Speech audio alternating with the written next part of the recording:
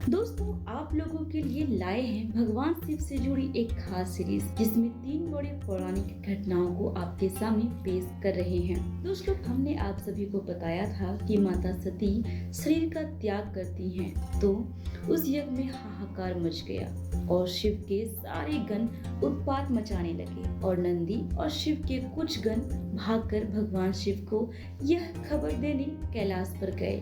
अब आगे।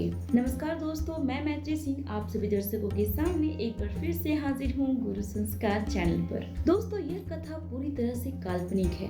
दोस्तों, अभी आप जिस वीडियो को देखने जा रहे हैं वह हिंदू पौराणिक कथाओं और लोक कथाओं से प्रेरित है। ये कहानियाँ हजारों साल पुरानी धार्मिक ग्रंथों पर आधारित है।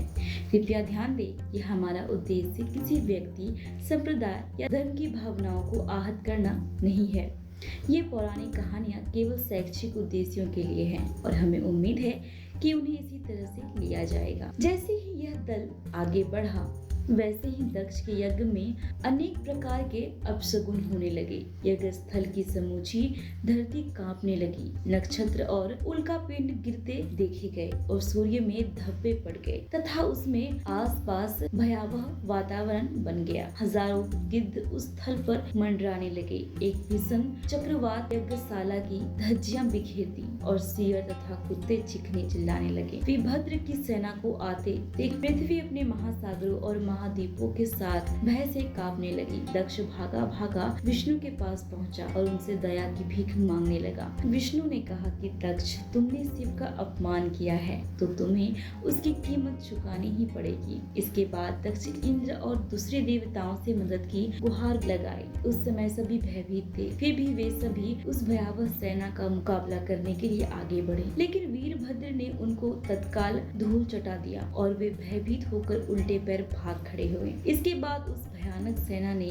सिलसिलेवार तरीके से यज्ञशाला का विध्वंस आरंभ कर दिया। कुछ ने यज्ञ की वेदी को तोड़ा, दूसरे ने सभागार को और तीसरे ने पाकशालाओं को, कुछ ने पवित्र पात्रों और यज्ञ कुंडों को नष्ट कर दिया। उसके बाद उन्होंने अनुष्ठान संपन्न कराने वाले पंडितों को बांध दिया और भागते हुए देवताओं का पीछा करते हुए उनको खदेड़ दिया। वीरभद्र ने भृगु ऋषि की दाढ़ी उखाड़ दी, क्योंकि उसने कभी अपनी मूछों पर ताव देकर भगवान शिव का उपवास किया था। उसने भंग की आंखें नोच ली, क्योंकि उसने उस आंखों से इशारा करते हुए दक्ष को शिव का अपमान करने के लिए प्रोत्साहित किया था। फिर उसने दक्ष का सिर काटने का प्रयत्न किया, लेकिन यह कार्य उसको असंभव लगा। उसने कुछ देर सोचा, फिर उसको समझ में आया कि चूंकि दक्ष ने पशुओं की भांति आचरण किया था, इसलिए उसकी बलि पशु की भांति करना होगा। तब भद्रकाली दक्ष के बाल खींचती हुई बलि की वेदी तक ले गया और वीरभद्र से कहा, अब तुम इस अहंकारी का बलि दो। तब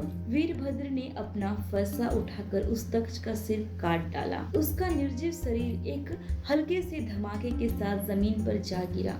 भद्रकाली ने उसका रक्त पी लिया और वीरभद्र ने उसका कटा हुआ सिर यज्ञ की जलती हुई लपटों में फेंक दिया। इस बीच भद्रकाली ने पृथ्वी पर लुढ़कते हुए अन्य मुंडी की माला तैयार की और वीरभद्र ने दक्ष का रक्त अपने शरीर में लपेट लिया। दोनों ने बूझते हुए, जिससे सारे गण फिर समूचे परिसर को आग में झोंक देने के बाद वे सभी अपने स्वामी के पास लौट गए। दोस्तों, आप सभी को हमारी यह कथा कैसी लगी, आप हमें जरूर बताएं।